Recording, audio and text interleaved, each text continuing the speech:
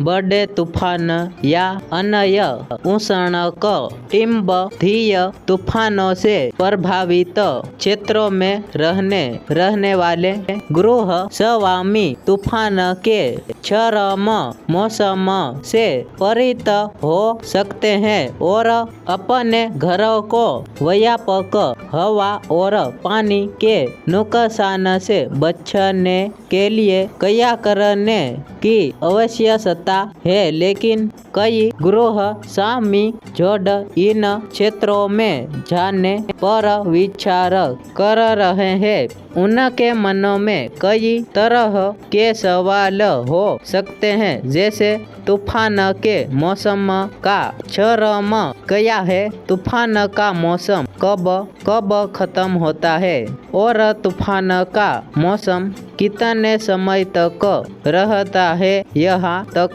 कि जो लोग पहले से तूफान प्रवण क्षेत्रों में नहीं रहे हैं, उन्हें भी मौसम के पैटर्न में बदलाव कारण इस जानकारी आवश्यकता हो सकती है। जैसे तूफान छेड़ी का शहर में सीधे उतरना और मिशिगन और विक्रचकनीय तक नुकसान पहुंचाना।